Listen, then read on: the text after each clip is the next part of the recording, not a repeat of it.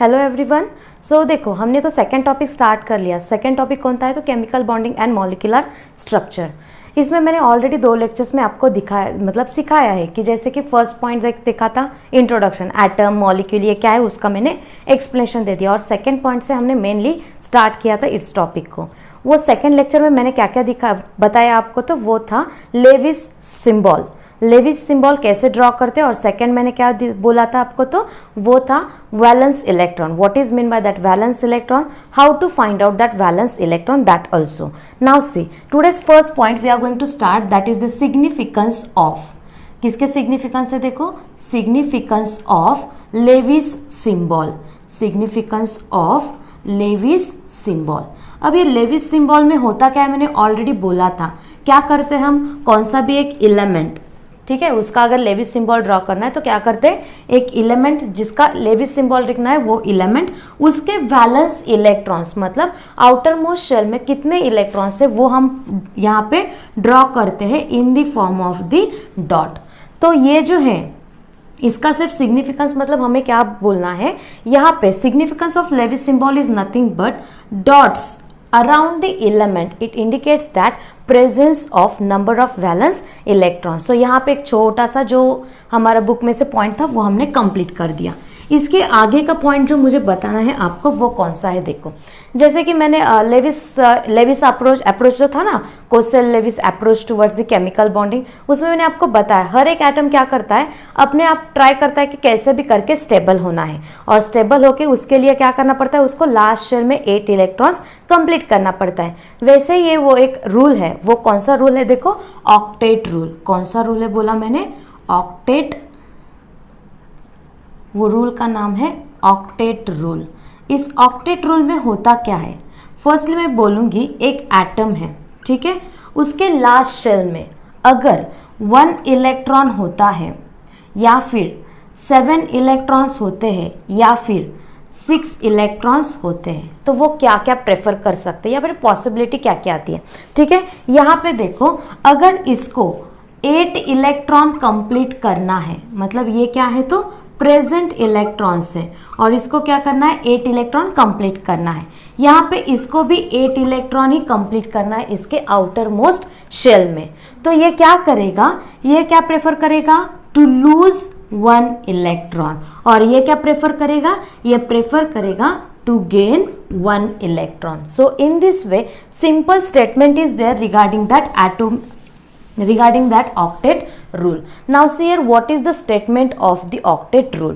Simple statement is that, what is that statement, atom always prefer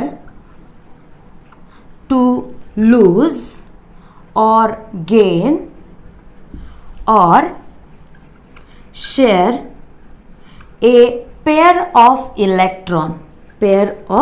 electrons।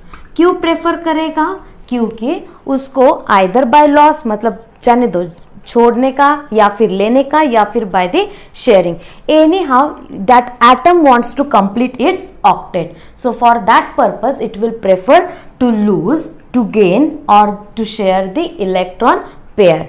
For what purpose we have seen that atom always prefer to lose or gain or share a pair of electrons to complete their octet।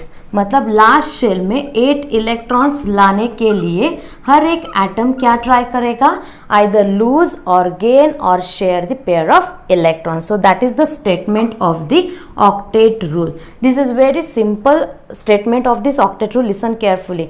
कोई भी हो, stable होने के लिए क्या करते हैं हम, जॉब करते हैं या फिर कुछ अलग सा बिजनेस स्टार्ट करते हैं, क्योंकि हमें स्टेबल होना था, इसलिए हर एक एटम भी वैसे ही प्रेफर करता है। उसके लिए उसके पास ऑप्शन क्या क्या रहते हैं, loss of electron, gain of electron और by the sharing. For what purpose, to become a octet completion. So for that purpose this is the statement. Now अगर हम एक्सप्लेन करते हैं by with the help of the one example, in that we can say that one example, simple example will take, see hydrogen molecule, okay. In this hydrogen molecule, अगर हम consider करते हैं hydrogen, कौन से atom से बना ये hydrogen molecule? Two atoms of the hydrogen. So एक रहा ये हाइड्रोजन और एक रहा ये हाइड्रोजन। मैंने इसके पहले भी आपको बोल दिया था, hydrogen is only one element which complete its last shell with the 2 electrons, not with the 8 electrons, because if we consider hydrogen के बाद कौन सा वाला इनर्ट गैस आता है? वो है हेलियम। मतलब जब हाइड्रोजन विद द 2 इलेक्ट्रॉन हो जाएगा तब वो क्या हो जाएगा? तो stable like a inert gas helium. Clear to you? So in this way, for this one also, see, hydrogen, its atomic number is 1. For this also same will be there. Its electronic configuration 1s1. Here also 1s1.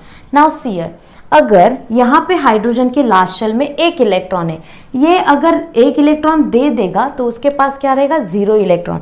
अगर ये ले लेगा तो इसके पास 2 electron रहेंगे helium की तरह, पर वो स्टेबल नहीं रहेगा। इसके लिए ये दोनों क्या करते हैं, अगर यहाँ पे इसका लेविस सिंबल ड्रॉ करते हैं हम, तो क्या हो जाएगा? यहाँ पे एक डॉट, इस हाइड्रोजन के पास ये एक हाइड्रोजन, मतलब ये हाइड्रोजन और ये दूसरा वाला हाइड्रोजन, इनके पास जो एक एक इलेक्ट्रॉन है वो क्या करेंगे? तो शेयर करेंगे।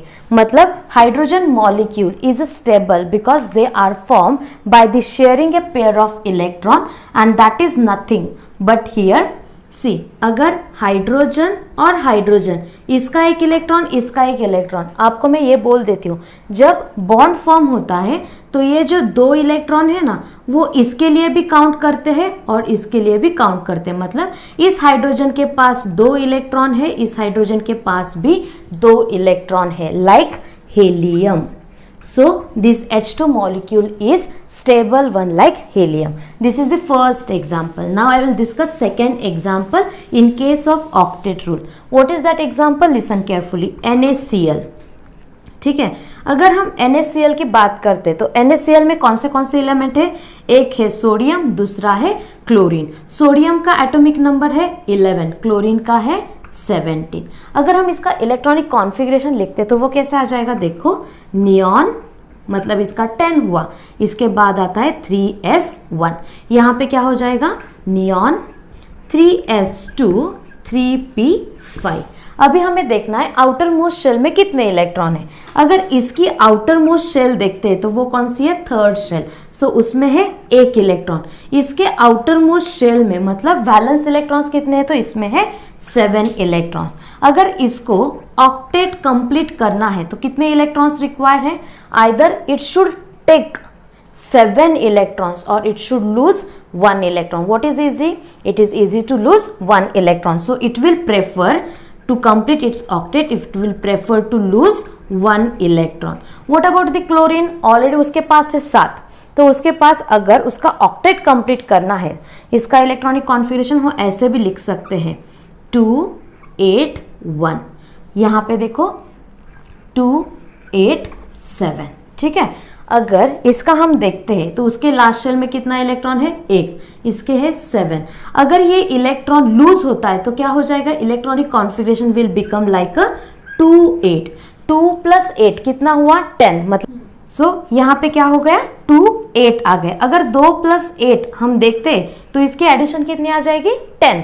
किसका एटॉमिक नंबर है? नियॉन का। मतलब after loss of 1 electron it becomes stable like a neon because of loss of electron. इसके पहले भी मैंने आपको एक स्ट्रैटेजी बताई थी, क्या?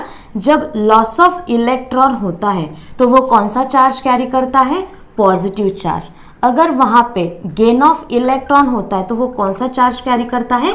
Negative charge. यहाँ पे क्या हुआ है? लॉस ऑफ, यहाँ पे क्या हुआ है? तो loss of 1 electron means this sodium will carry +1 charge. हो गया? समझ में आ गया क्या हुआ? देखो, फर्स्ट एग्जांपल हुआ है, सेकंड एग्जांपल यहाँ पे फिर से बोल रही हूँ। सोडियम क्या करता है? ये जो सोडियम है वो 1 इलेक्ट्रॉन का लॉस करता है। Because of loss of 1 electron it will become Na+। And अगर हम इसका इलेक्ट्रॉनिक कॉन्फ़िगरेशन कंसिडर करते हैं वो तो है 2 8 1 and because of loss of 1 electron it becomes like a 2 8। इतना सारा था, मैंने अब ये शॉर्ट में लिख दिया, ठीक है। अब क्लोरीन की बात करते हैं। मैंने क्लोरीन का इलेक्ट्रॉनिक कॉन्फ़िगरेशन क्या बोला, नियॉन 3s2 3p5। इसका कैसे लिख सकते हैं, मैंने बोला 2 8 7, मतलब इसके लास्ट शेल में कितने इलेक्ट्रॉन्स है, तो 7 इलेक्ट्रॉन्स है इसके आउटर मोस्ट शेल में। तो इसके लिए क्या इजी है, एक इलेक्ट्रॉन लेना या 7 इलेक्ट्रॉन देना, it's easy to gain 1 electron. So it will prefer to gain 1 electron to complete its octet. Okay, so because of 1 electron what will happen, that electronic configuration will become like a 2 8, already के 7 और उसमें एक add हो जाता है, मतलब ये electronic configuration हो जाएगा 2 8 8। अभी इसका काउंटिंग करते हैं, 2 + 8 10 हुआ, 10 + 8 18। 18 किसका इलेक्ट्रॉनिक कॉन्फ़िगरेशन है, एटॉमिक नंबर है आर्गॉन का, और आर्गॉन क्या है, inert gas.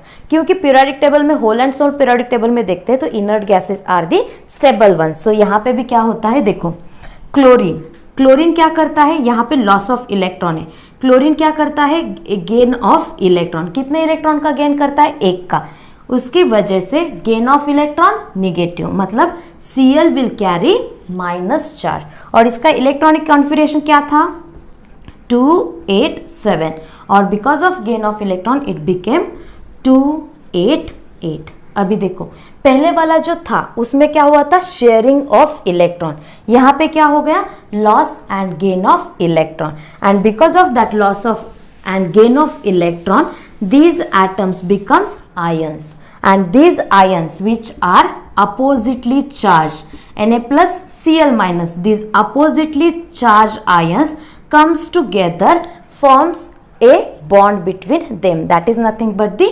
chemical bond. Clear to everyone? Now see, यहाँ पे खत्म होता है अपना NaCl का फॉर्मेशन। अगर इसका मैं स्ट्रक्चर ड्रॉ करूँ तो कैसे आ जाएगा, देखो सोडियम, यहाँ पे कितने इलेक्ट्रॉन हुए हैं, 2 8, ठीक है। पहला देखो ड्रॉ करते हैं हम, यहाँ पे हुआ ये न्यूक्लियस, यहाँ पे एक, मतलब फर्स्ट शेल में यहाँ पे न्यूक्लियस नहीं ड्रॉ करती हूँ मैं, डायरेक्टली इलेक्ट्रॉन्स लिखते हैं। ये किसका है, तो सोडियम का। सोडियम के फर्स्ट शेल में कितने इलेक्ट्रॉन्स है, यहाँ पे है 2 इलेक्ट्रॉन। सेकेंड शेल में है 8 इलेक्ट्रॉन, 1 2 3 4 5 6 7, और ये हो गए 8 इलेक्ट्रॉन्स। एंड थर्ड शेल में how many electrons are there, only 1 electron. अगर हम क्लोरीन की बात करते, क्लोरीन का स्ट्रक्चर कैसे आएगा, देखो फर्स्ट शेल में आएंगे 2 इलेक्ट्रॉन, किसका है, क्लोरीन का।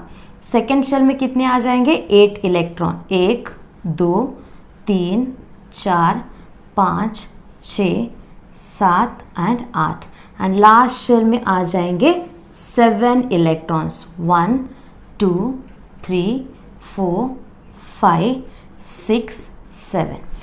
मैंने जो ये इलेक्ट्रॉन लॉस गेन बोला था ना, वो सिर्फ डायग्रामेटिकली आपको बोल रही हूँ। यहाँ पे क्या होता है, देखो सोडियम मेटल जो है, ये जो सोडियम मेटल है ना अपना, वो क्या प्रेफर करता है, टू लूज 1 इलेक्ट्रॉन, और ये जो क्लोरीन है वो क्या प्रेफर करता है, gain of this electron. And because of that what will happen, this electron is removed and this electron is added to this side. अभी देखो ये कैसा स्ट्रक्चर हो गया, Na प्लस का, और ये हो गया Cl माइनस का। समझ में आ गया सबको? यहाँ पे मैंने आपको ऑक्टेट रूल कैसे होता है और उसका स्टेटमेंट बोला, with the help of the sharing, loss और गेन ऑफ इलेक्ट्रॉन, कैसे वो ऑक्टेट कंप्लीट करते, वो बात भी मैंने आपको एक्सप्लेन की है। अगर फिर भी आपको यहाँ पे लगता है कि कुछ समझ में नहीं आया तो प्लीज़ कमेंट बॉक्स में आप लिख सकते हो। Thank you all of you.